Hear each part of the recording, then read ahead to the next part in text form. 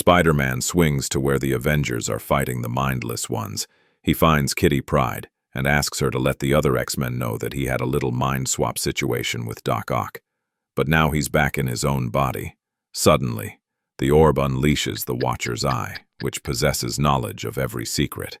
Spider-Man's spidey sense goes haywire. It turns out the spider that bit him also bit someone else, and that someone is Cindy Moon. Cindy tells her parents about her uncontrollable web-spinning powers. Ezekiel Sims comes forward to offer his assistance.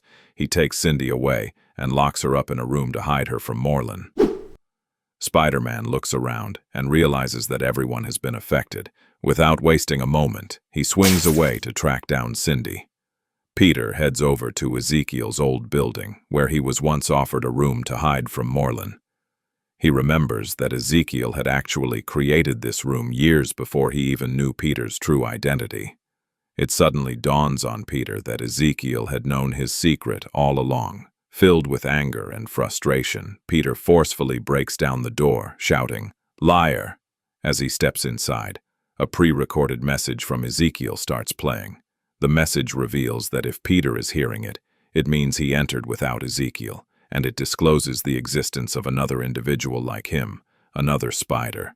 But before the message can explain why Ezekiel kept this information from Peter, Peter shoots a web line that shatters the screen, abruptly ending the recording.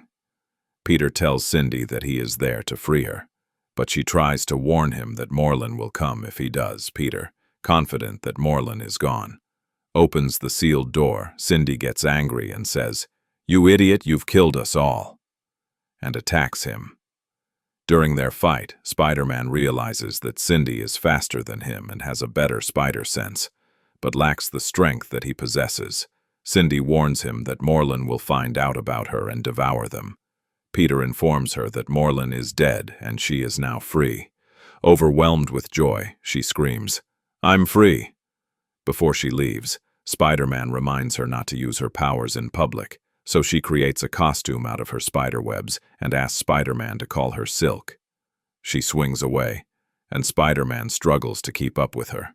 Suddenly, he notices that, contrary to his usual experience, his spider sense is actually guiding him toward her instead of away from potential harm.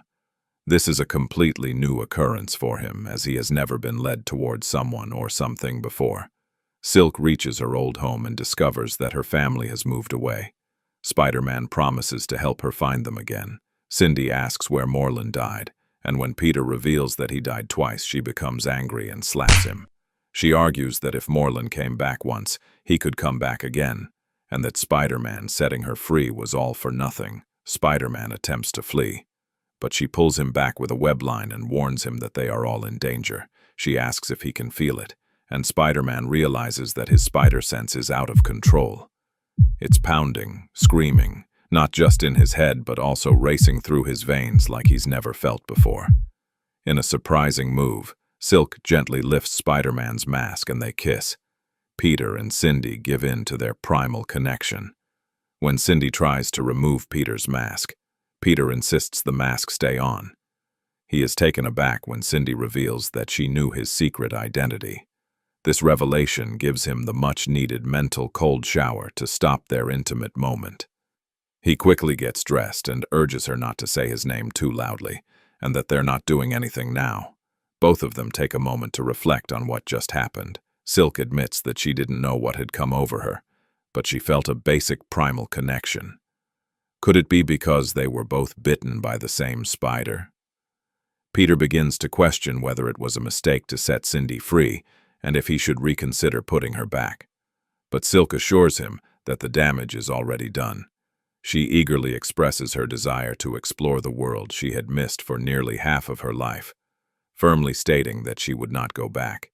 She even confesses that Peter was the first person she kissed in 10 years. Anna Maria returns to the apartment, only to discover that Peter is currently engaged in a passionate makeout session with Silk on the ceiling.